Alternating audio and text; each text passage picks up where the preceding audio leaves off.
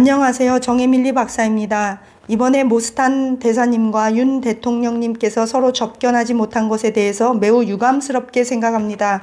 하지만 한편으로는 두 분들께서 서신으로나마 서로 소통할 수 있게 된 것이 어떤 면에서 기독교인인 저로서는 감사하다는 생각이 들었습니다. 만약 두 분께서 서로 접견을 하셨더라면 어떤 대화가 오고 갔는지에 대해서 우리는 유튜브나 방송을 통해 보도된 내용 정도만 알 수 있겠지만 서신으로 두 분께서 남기신 내용들을 통해서 하나님의 이름이 높임 받으셨다는 것을 우리가 정확히 알 수 있게 되었기 때문입니다.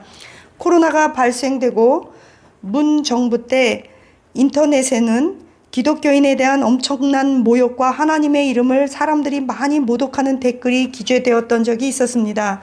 마치 코로나가 기독교인의 죄로 인하여 발생되었다는 식과 기독교인 때문에 코로나가 더욱더 확산되고 있다는 내용의 댓글들이 달려졌던 것을 저는 기억하고 있습니다. 그때 저는 하나님께 이렇게 기도한 적이 있었습니다.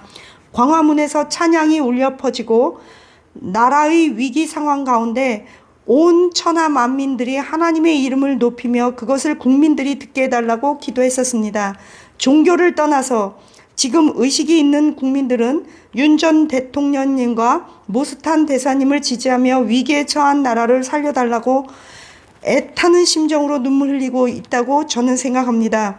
이러한 상황에서 가장 중요한 핵심 멤버인 윤 대통령님과 모스탄 대사님께서 서신으로 하나님의 이름을 찬양하며 하나님께서 우리나라를 구원해 주실 것이라는 내용을 서신으로 서로 주고받으신 내용이 유튜브를 통해 전파되고 있다는 것을 알게 되었습니다.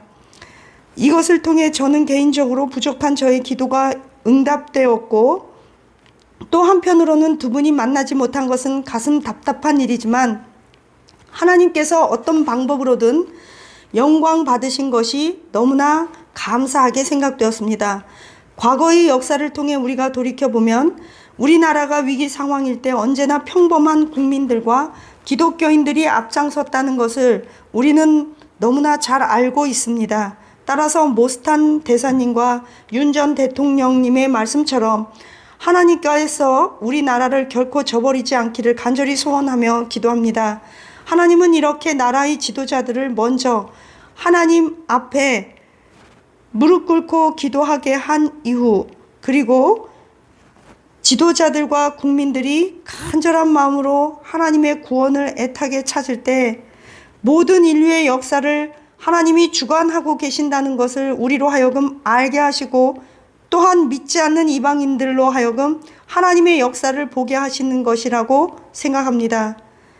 우리는 기도합니다. 결제는 하나님께서 하십니다. 우리는 눈물로 애통해야 합니다.